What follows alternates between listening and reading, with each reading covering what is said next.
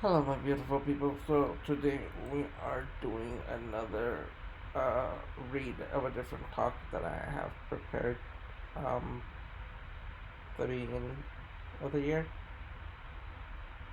Um,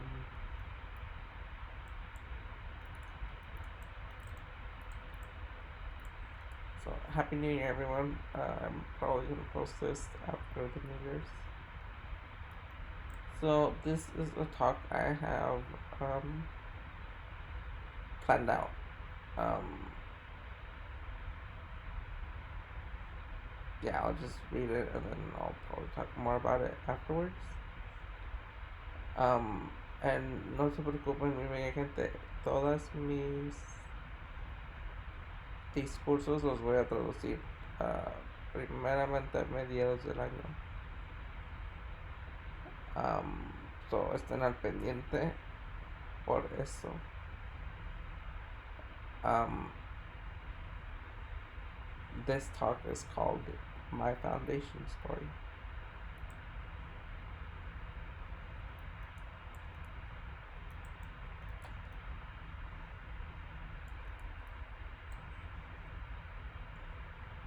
It all happened so fast that I hardly remember that day. The day my life changed forever. It's blocked from my memory, but what my mom has shared with me over the years is that on January 16, 2001, the life of our family changed forever. My life will never be the same. I was up for a drastic change. On that sunny Tuesday morning, my brothers and I were getting ready to return back to classes after a long 3 day Martin Luther King's Jr. weekend. However, this time will be different because I would ask my older brother if I could walk with him all the way to school instead of dropping me off at the school bus stop. My brothers agreed if I didn't tell mom. As always, our mom got picked up by 5 a.m. by her coworkers and left Omar in charge of waking us up so we could get to school on time. During this era, Arturo had crazy 15-year-old fashion tendencies and hairstyles. He had long hair, and as he was combing his hair, he kept dropping the brush. He just placed his hair in a ponytail, and then we just finished getting ready for school. As I had convinced them to drop me off all the way to my school instead of dropping me off at the bus stop, we started on our way. I really wanted to avoid a bully that had been harassing me at the bus stop and on the bus ride to school. Once I told Arturo, he had agreed as long as we kept it in. Once I told Arturo, he had agreed as long as we kept it to ourselves. Our schools were literally a block away. I attended Morrison Elementary School, and they went to Norwalk High, which is literally a 7 minute walk. Arturo and Omar had no clue that that decision was going to change their little brother's life in such a profound way. It was early Tuesday morning as we reached the intersection of Firestone Boulevard and Norwalk Avenue. It was three of us, three immigrant brothers and students that had big dreams.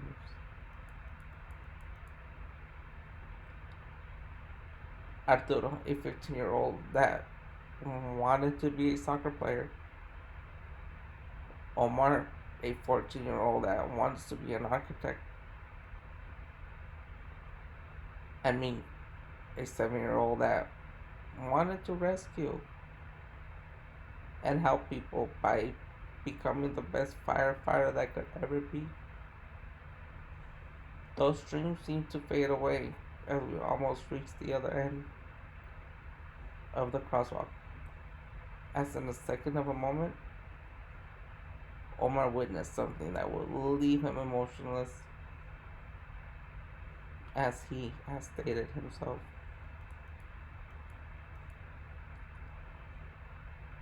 As we reached the main crosswalk and were getting ready to cross to get to school, Arturo made sure to hold me by my hand. You know, he's the brother that always made sure I was taken care of and always looked out for me. Omar was busy standing a few steps behind Arturo and I. As we were about to reach the other end, a car swooshed right in front of Omar's feet. A car had just rushed and impacted both Arturo and I. Arturo flew 35 feet from impact, and I flew 65 from impact. We both landed dead. Arturo was drowning in his own blood, and since he had long hair, many people were reporting the accident as a mother and son case. The only thing Omar thought it was to turn him over, and when he did, Omar saw how Arturo took a gasp for air. When he saw my way, he saw that I had no response either. He cupped his head in both his hands, and when he looked my way again, he saw that two nurses, dressed in white, were giving me CPR. The names of those two angels remain a mystery, as they never appeared in the accident report. Omar kept screaming and kicking the car and asking it, "What did you do to my brothers?" The driver sat at the curb, not believing what he had done. He had been blinded by the sun, and when he saw us, he got so nervous that instead of braking, he accelerated. The ambulances came and took us to different hospitals. They took Arturo to San Francisco Medical Center, where he had a long overnight stay of 6 weeks in coma. I, on the other hand, was first taken to Health Donny Hospital. Once there, I had respiratory failure, making them realize that they didn't have the medical equipment needed for my recovery. I was then rushed to Miller Children's Hospital in Long Beach, where I would check into my 5-star hotel for the next 4 months. A stay where my life after checking out would never be the same. A stay of 3 months and a half of slumber in coma, where I was getting ready for my new life ahead. The frustrations of my new life were starting to line up. My beautiful mother had no idea what was going on. For her, it was just the beginning of the work week after a long weekend of fun. Now, I am only going to share what my mom has shared with me repeatedly after 23 years. It was January 16, 2001. That day, I went to work at 5 a.m. And around 7:30 a.m., I started feeling something in my heart. I didn't know what it was. Like around 7 a.m., I began bumping into everything at work at work and didn't know what was going on. I only wanted to feel better because I felt very anxious. At that moment, they called me from the main office. Aurora to the main office, Aurora to the main office. I entered, and Araceli, the secretary, was waiting for me with a glass of water. And Mary, the other secretary, had a chair nearby. She said, "Have a seat, Aurora, because we have some bad news to give you." And I said, "What happened? What is going on?" And they said, "Your sons were just hit by a car." And at that moment, I didn't know what to do. I started hitting my head and cried desperately. They sat me in a chair, and at that moment, the phone rang again, and it was my son Omar.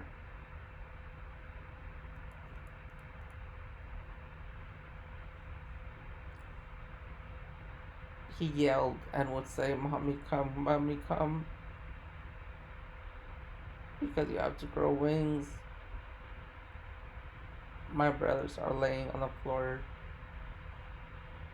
covered with blood, and Diego doesn't have an eye. His eye is sunken. Mommy, please grow wings and come with me.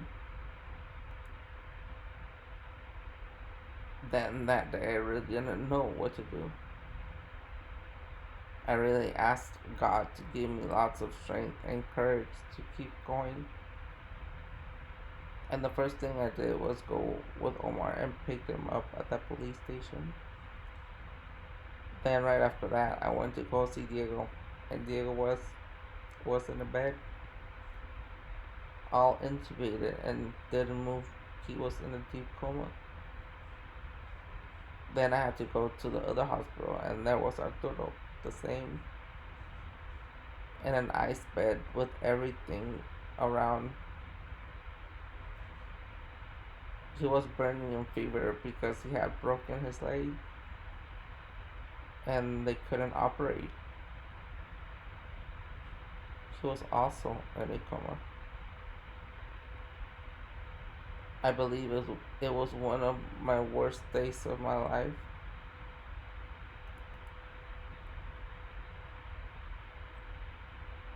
My mom shared that story with me over and over. I've shared my version of my story many times, but this time around, it's different because I am explicitly narrating my foundation story to the man I am today, my beautiful people.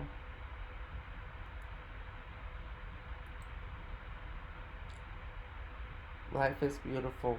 Life is short. Let's all learn and grow by sharing our stories. Learning to accept one another, and definitely by spreading that love.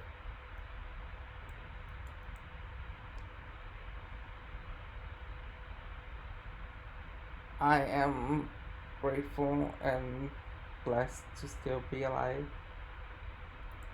and to be able to share my story with all you beautiful people. I am a public speaker, and